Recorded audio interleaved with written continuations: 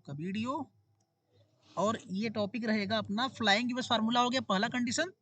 चूंकि flying veg formula के according आप क्या करेंगे, आप निकालते हैं, है ना, 3D संरचना कॉपी पर दिखाते हैं मॉलिक्यूल्स का। अभी हम लोग चलेंगे फिशर प्रोजेक्शन की ओर।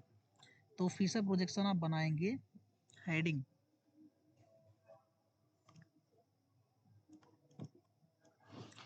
ठीक है जी, FISCHER,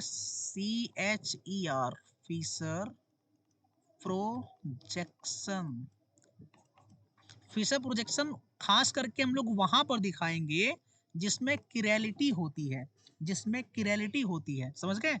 तो पहला कंडीशन क्या है कि जिसमें किरैलिटी, किरैलिटी होनी चाहिए, है ना, इसको बोलते हैं काइरलता, काइरलता। अब ये बातें आपको सीखनी है कि किरैलिटी क्या होती है। फिशर प्रोजेक्शन वहां पर बनाएंगे, आप वहां पर दिखाएंगे, और वहीं पर होता भी है, ठीक है। फिशर प्रोजेक्शन कहाँ दिखता है, जहां पर किरैलिटी होती है। जहां पर किरैलिटी नहीं होगी फिशर प्रोजेक्शन नहीं दिखा सकते हैं आप। क्लियर है। फिशर प्रोजेक्शन के लिए किरैलिटी का होना आवश्यक होता है, ठीक है जी। फिशर प्रोजेक्शन के लिए किरैलिटी का होना आवश्यक होता है। अब दिक्कत आपको होगा कि किरैलिटी क्या होती है, इसकी बात कर लेते हैं। सुनो, तो ये तो कंडीशन था, ये तो कंडीशन था।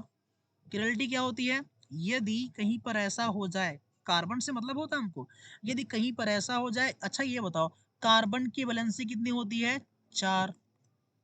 कार्बन 4 बॉन्ड बनाएगा, तो कार्बन से जुड़े जो चारों ग्रुप हैं, 1 2 3 4, चारों ग्रुप, मान लो एक ए है, एक बी है, एक सी है और एक डी, है ना। किरैलिटी कब होगा, किरैलिटी तब होगा जब चारों ग्रुप बराबर नहीं रहेंगे। A is not equal B, is not equal C, is not equal D, आपस में कोई बराबर नहीं है, कोई बराबर नहीं है। मतलब कार्बन से अटैच अगर एक हाइड्रोजन है तो एक OH आ जाए, एक Cl आ जाए, एक CH3 आ जाए, हाइड्रोजन अलग, OH अलग, Cl अलग, CH3 अलग। अगर चारों ग्रुप भिन्न भिन्न है तब उसको कायरल कहेंगे, तब इस कार्बन को बोलेंगे कायरल कार्बन। क्या बोलेंगे आप, कायरल कार्बन एटम। और इस पूरे समूह को बोलेंगे कायरल समूह, कायरल समूह, या तो बोलेंगे कायरल कंपाउंड, ठीक है। तो ये इसमें किरैलिटी है, और जिसमें किरैलिटी होती है उस कार्बन को अल्फा कार्बन भी कहा जाता है, ठीक है। इस कार्बन को अल्फा कार्बन या अल्फा कायरल कार्बन भी कहा जाता है, ठीक है जी। तो किरैलिटी समझ गए आप, समझ गए आप। कायरल कार्बन एटम क्या होता है, जहां पर किरैलिटी होती है, कार्बन से जुड़े सभी जो ग्रुप होंगे भिन्न भिन्न होने चाहिए। इसका नाम क्या है, कायरल कार्बन एटम, समझ गए। या तो इसी को बोलेंगे आप कायरल कार्बन सेंटर, या तो बोलेंगे असिमेट्रिक या असिमेट्रिकल कार्बन एटम। क्या बोलेंगे, असिमेट्रिकल कार्बन एटम। असिमेट्रिकल है, सिमेट्रिकल नहीं है, सिमेट्रिकल नहीं है मतलब कि आप कभी भी इसको दो बराबर भागों में बांट नहीं सकते। असिमेट्रिकल है, कभी भी आप इसको दो बराबर भागों में बांट नहीं सकते। ये पॉइंट ध्यान रखना आप। कायरल क्या होता है, कार्बन से अटैच जितने भी ग्रुप होंगे सब भिन्न भिन्न होने चाहिए। एग्जाम्पल देखो, अगर मैं कहूँ C single bond NO2, single bond CH3, single bond C2H5 और सिंगल बॉन्ड H, तो ये कायरल है, ये कायरल है। अगर मैं कहूँ C single bond C2H5, single bond COOH, single bond OH और सिंगल बॉन्ड CHO, तो ये भी कायरल है, ठीक है जी, ये भी कायरल है। अगर मैं ये कहूँ C single bond H, single bond CH3 और सिंगल बॉन्ड H और सिंगल बॉन्ड OH, तो ये कायरल नहीं है।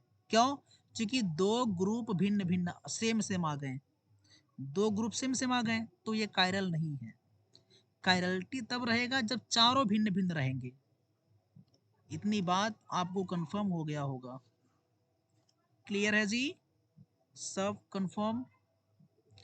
किरैलिटी की बात समझ गए? किरैलिटी की बात समझ में आएगी तब जाकर के आपको समझ में आएगा फिशर प्रोजेक्शन, क्योंकि ये वहीं पर दिखेगा जहां पर किरैलिटी होती है।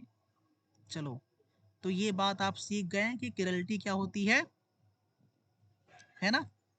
अब मैं तो जितने ग्रुप रहेंगे कार्बन से attach A B C D, सभी जो होंगे भिन्न भिन्न होने चाहिए, है ना? चलो,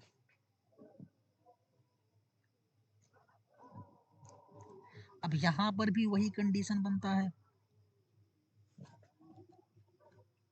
कंडीशन वही ये बनता है कि यहाँ पर भी जो प्लेन रहेगा, जो परमाणु रहेंगे, एक तो एबव होगा प्लेन के और एक बिलो होगा प्लेन के। ठीक है जी? एक तो एबव होगा प्लेन के और एक बिलो होगा प्लेन के। एक प्लेन के जस्ट ऊपर रहेगा और एक तो प्लेन के जस्ट नीचे रहेगा। ये सिस्टम होता है। ठीक है जी?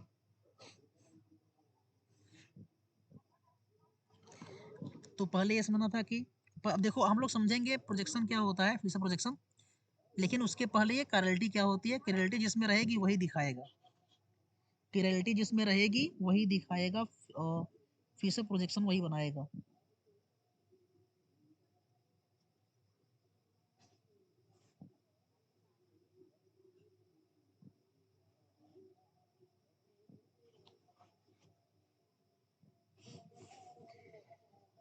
चलिए देखिए,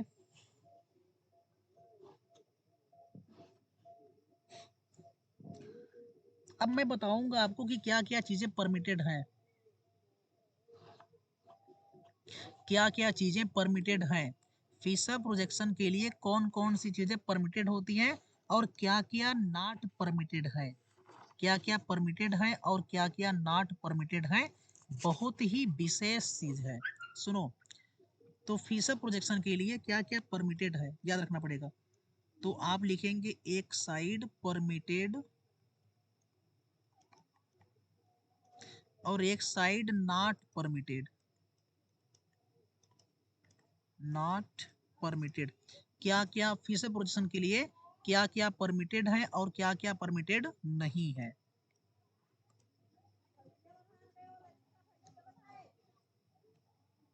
तो मैं चलो सेकंड, अब ये बातें बताऊंगा आपको सेकंड लेक्चर में कि क्या परमिटेड और क्या नहीं परमिटेड है। विशेष है, भले ही छोटा लग रहा है आपको, आइसोमेरिज्म का भले पॉइंट है, लेकिन इससे बहुत बातें सीखेंगे आप। परमिटेड क्या होती है, नॉट परमिटेड क्या होती है, मैं अगले लेक्चर में बात करूंगा इसका। ठीक है जी? कट करें? चलिए।